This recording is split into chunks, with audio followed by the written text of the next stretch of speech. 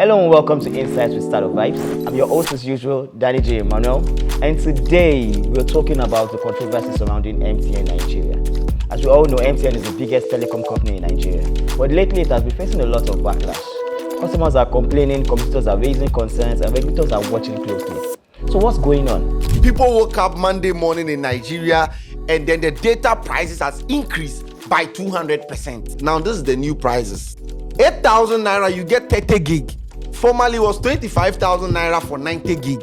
Now it's 8,000 naira for 30 gig. Means that the data value they will give you, then tier top the price to issue. Is MTN just a successful company, or is it becoming a monopoly that could harm the industry?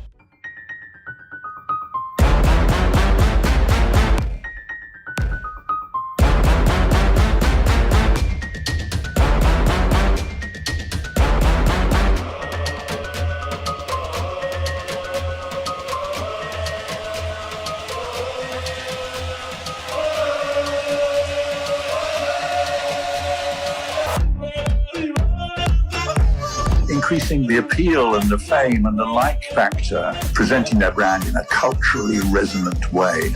Doing is effectively a bridge between can, which is willingness, and done, which is tick, I'm moving on. So what is the MTN controversy about? MTN has been in Nigeria for over 20 years and has grown to become the largest telecom provider. Millions of Nigerians rely on MTN for calls, data, and financial services. But now some people are saying MTN is using its power unfairly. Here are some of the key issues. Data price hikes and poor services has been top of the list, with many customers are complaining that MTN has increased data prices while service quality has dropped. There's been slow internet, dropped calls, and expensive bundles have led to frustration. People feel like they are paying more but getting less, and the rant keeps increasing.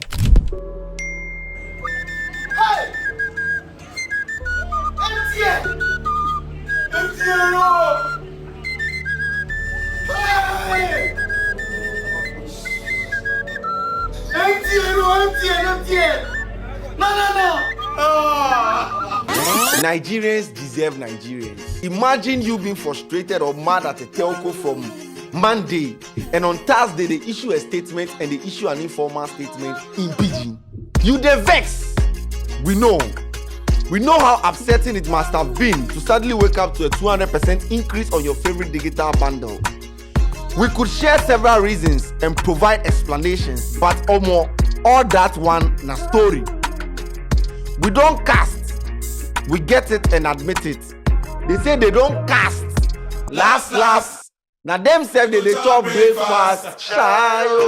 Now MTN's dominance in the market is prevalent. With millions of subscribers, MTN controls a huge part of Nigeria's telecom space. Some competitors and analysts worry that this is creating an unfair advantage.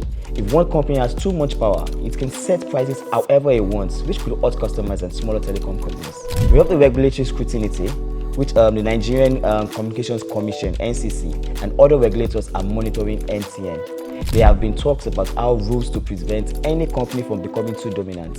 Some believe MTN is already too powerful and needs to be controlled. Fintech expansion and back conflicts is number 4 on this list.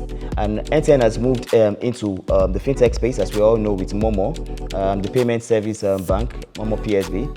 And this is causing tension within banks and fintech startups who feel MTN is taking over their space. Some banks have even blocked MTN services in the past over disagreements about revenue sharing. If you ask me why people are angry, I'll tell you that people are upset because they feel like they don't have many options.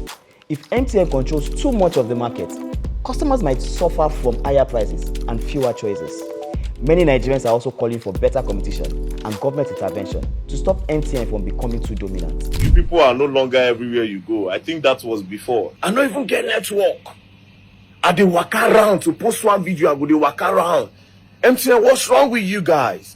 Everywhere you go, which kind of nonsense? You people are nowhere you go. What this means for the telecom industry is that for customers, if MTN remains the biggest player, customers may see higher prices and limited alternatives. However, if regulators step in, we might see lower prices and better services. Now for competitors, other telecom providers like Airtel, Glo, and Nine Mobile need to find ways to compete. If they don't, MTN might continue to dominate. And for the government, the NCC has a big decision to make. Should they introduce new rules to stop MTN from becoming too powerful? Or should they let the free market decide? So what's next for MTN? MTN is a strong company, but its dominance is raising concerns. Will regulators step in? Will customers switch to other networks? Or will MTN continue to lead the industry despite the backlash? I would love to hear your thoughts. Tweet me at StartupsVibes and let's discuss. That's it for today's episode of Insights with StartupsVibes. Don't forget to subscribe, share, and stay tuned for more updates on Nigeria's startup and tech space. Until next time, stay innovative.